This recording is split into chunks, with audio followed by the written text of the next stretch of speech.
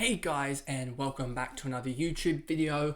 This video is the round 20 AFL Fantasy preview, going through my team pretty much as it's, well, obviously with the only two trades now, it's not really that much change. A lot of these guys are going to see it out to the end, obviously. And I mean, it will probably be more about the captaincy talk, etc. This is obviously recorded, as I've said, before the team reviews, or team reveals I should say, on the Thursday night. What time do they come out? 6:20 I believe.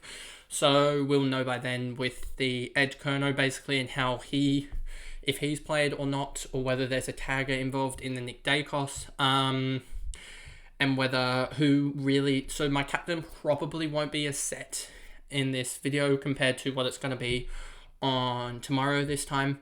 But we'll wait and see with that one, as a lot of players actually don't have the greatest matchups per se, and there isn't really a, I guess, standout captain as much as I'd rather would have a standout captain, as we do have the West Coast North playing each other, and I don't have any of either West Coast or North players, so that kind of really does suck. But anyway, before we get into the video, remember to like and subscribe, turn the notification bell on so you know when I upload, and let's get into the video. So as you can see here, round bank of 221.56, 46k remaining in the bank, so I do have around just over 22.8 million as a team value. Dawson here, D1, as I've said these last couple of weeks, I mean, he put up one bad score, but other than that, he's put up 120s and does have the Port Adelaide matchup. But if we look back at the Port Adelaide game, did score 81 and was his lowest score of the year, as well as this 85. So only two scores below 90, so I think he's fine. And I think he actually will bounce back and put up a huge number. I mean, I think he was playing off half back from memory in this game and wasn't really in the midfield. So I do think there is scope for him to go crazy and have 25 plus touches, which would be 6 or 7 on top of what he did in that Port game, which would put him up around that 95 anyway.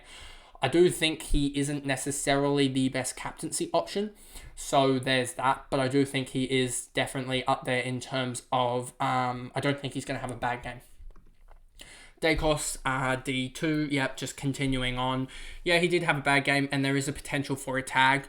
You could see a similar output to Dawson, what Dawson's going to probably put up against Port, but then again, you have to factor in the fact that Dacos at the moment isn't taking marks as much as he was in his rookie year, as well as much as he was in this opening patch, where it looks like his lowest was 4 a couple times, 3 times, a couple of 7s and a 6 and a 5, so he was probably averaging 5 and a bit marks a game. So am I looking at that thinking he's going to do, I think there's more reliability in Dawson doing something similar to what Dacos did in this first Port game, where he had 21, 11, 4 and 2, and I think that's something Dawson could do. Against Carlton last time, he put up a 79 Dacos, so I think he's going to put up something.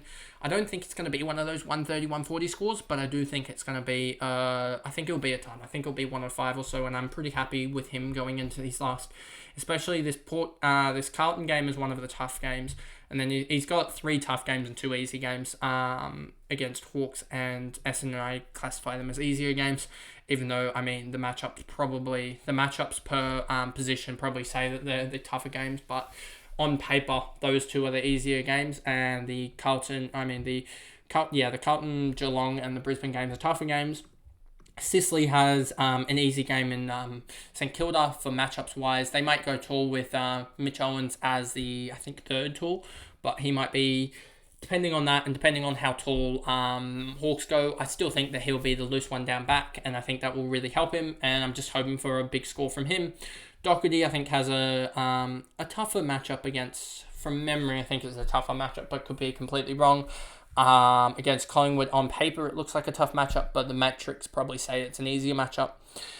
But I do think that he is, I think he's still viable for a ton in the way that Carlton is set up at the moment. They don't really have, Cripps is still in doubt from memory. He could be out or in by the time that you see this, as I won't know, obviously. And then he's got St Kilda, which should be an easy game. Melbourne should be tough, but then 2 easy games. So he's got probably 3.5, I would say, with the metrics and the applying the how well the team is going. Easy games, 3.5 out of 5. So there's that. Sinclair and Stewart round out the defenders, and yeah, I'm pretty happy with that. I could easily actually switch Dunkley with Cogs, but it doesn't make a difference. It would just be visually having Cogs in the midfield over and having Cogs at, what would that be? Actually, that would be D at M7 and having Dunks there and having 4 guys there, but I don't really see much impact in that. So obviously moving on to the midfield, Stewart and Sinclair don't really matter terribly much. They're sort of the same guys. Bont is there. He's probably going to be my VC, depending if Dacos isn't. If there isn't a tag for Dacos, I'll probably go VC Dacos, but we'll go with the crowd probably on this, as this is the tough week to go, as I think a lot of people will obviously be captaining in this North Melbourne West Coast game. You also have Richmond. Well, St Kilda could be. I think I will captain Steele, as I think that is a good matchup to captain against.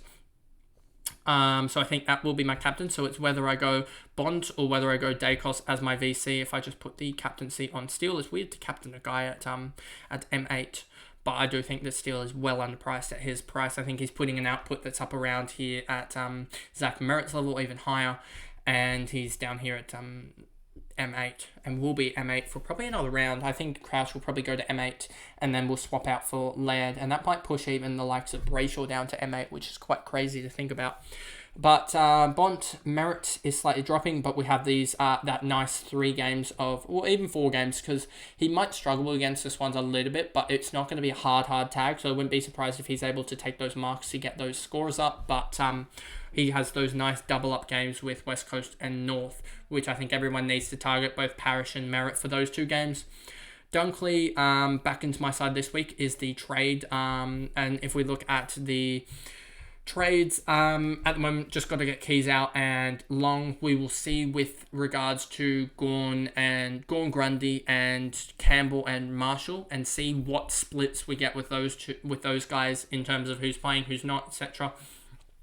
Because there is warrant for me to potentially go for Gawn if Grundy is out, but hearing news in the last little bit, there is a potential for Grundy to play, but I don't think he will play after a 1-goal 3 effort in the VFL. I think he needed to kick 3 or 4 to really prove that, and I think it should have been, I think by the way that they stated it, I think it was a extended time down in the VFL rather than just 1 week.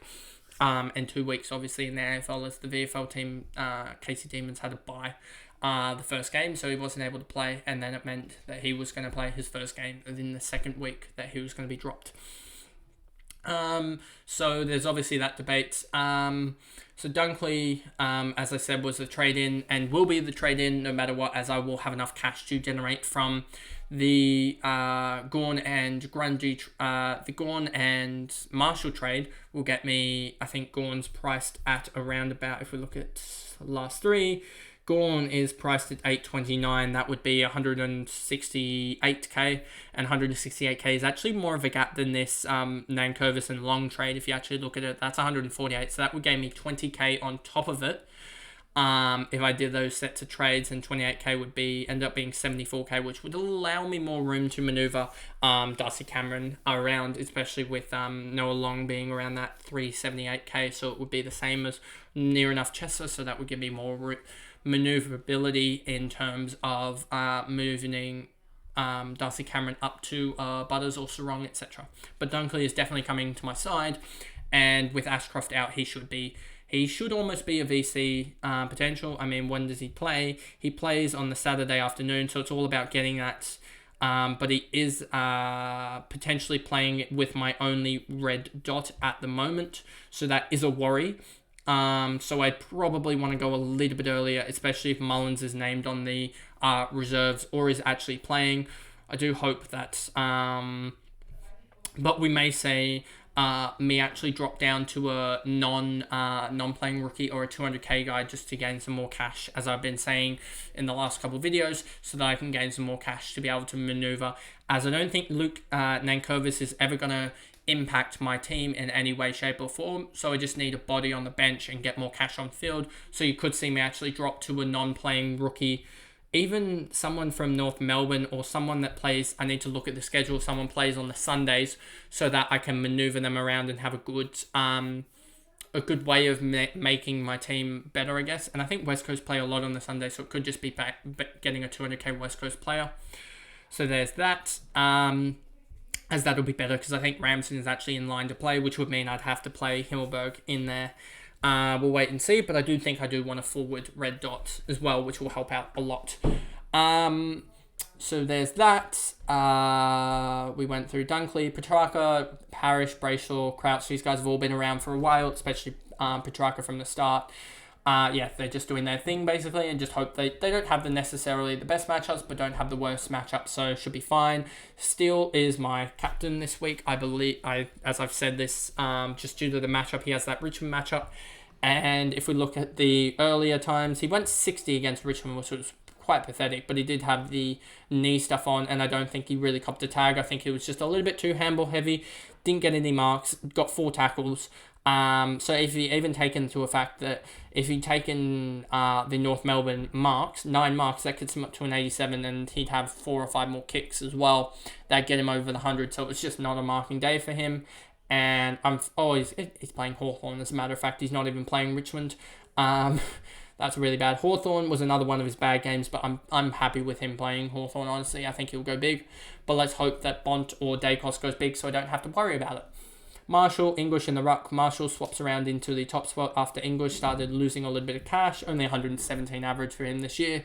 That was probably one of my biggest stuff-ups, is not going set and forget rucks, trying to gain an advantage out of... who did I go for? I might have gone Gorn at the start or something. I went Witts at the start, sorry, and that's who I stuffed up with, going Witts, thinking he was going to be a good ruckman when you really want those ruckmen that are actually good around the ground rather than tap ruckman.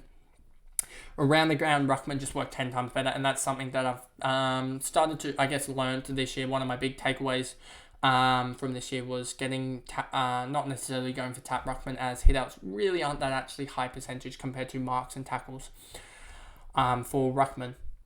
Then we move on to Goulden, Taranto, Rosie, Cogs are all mainstays. They'll be here for the rest pretty much unless injury, and so they're fine.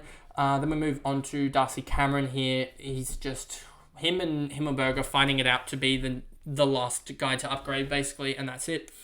They will be going in the next 2 weeks, unless for injury. Even with injury, I should be able to get away with it, as there are downgrade options, potentials, etc. And having money to should make those trades pretty easy. But I want Darcy Cameron and Himmelberg up to Sarong and potentially Butters, I think is the best option, as you'll see Dunkley slide into my forward line. And that will potentially move Cogs down. That would move Cogs down to F5 or potentially even F6, depending on it. But if we look at the forwards, I do need one more forward. And if we look at 5-round averages, you'll see Flanders, Sheasel could be up there depending on his performance, but we don't really have that 6th forward. So Himmelberg's there, but I don't really have another forward anywhere here, as these guys are pretty much, they're all mids except for Dunkley, who I'm moving down. So we'll have to wait and see if a forward can provide. It could be Caleb Daniel. That could be a play. We'll see with his performances. But I think there's scope for other players to come in. Butters has had a rough basic month or so, 5 games, where he's averaged, I think, around 87. So I think he could pick it up again.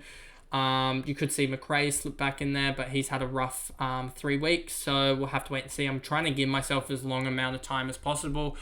I'm getting another, I'll probably get Sarong next week and give myself another week to find a forward to find form, as trying to find that last forward probably is going to be the difference in 200 or 300 ranks. So finding that right forward, and I'll try and give myself the most time and most starter to be able to do that, and only pick on the last 3 games or so for a forward. But that is basically the video.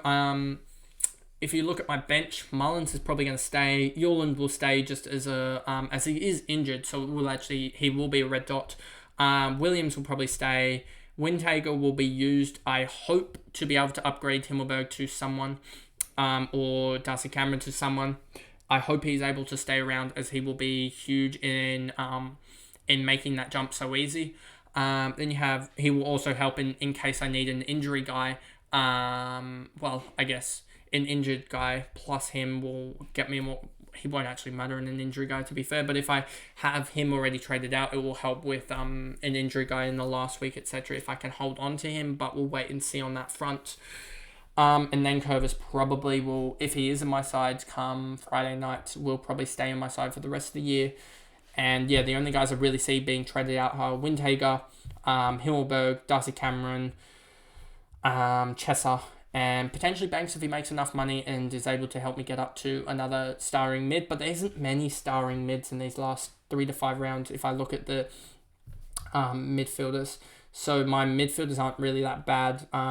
I do want Sarong. I do want Laird for that last couple of games. And LDU is probably someone that I could target as well next week. So it's basically between Sarong and LDU. And almost bring actually Laird back in. Atkins has been absolutely huge, but I don't think I want to bring him back in. Libba could be someone. Josh Dacos had a good last 3 weeks. Well, last 2 weeks before the last game that he played. Hugh McCluggage, we could be a watch on him. And Neil, I guess. So there are options, but there's no one blaringly obvious, like at 120 average or something like that I want to bring in for my midfield. But we'll wait and see. Basically on Sarong, I think, is the top guy that I want to look at. And then we'll look at LDU if he performs really well against West Coast. But we'll wait and see on that one if there is potentially an O'Neill tag. But I don't know if he's actually injured or not. But anyway, that is the video. And this video should be coming out Friday, I believe. But we'll wait and see on that one. But yeah, that's the video. And I'll see you guys in the game reviews, I believe, on Saturday. Thanks, guys. Goodbye.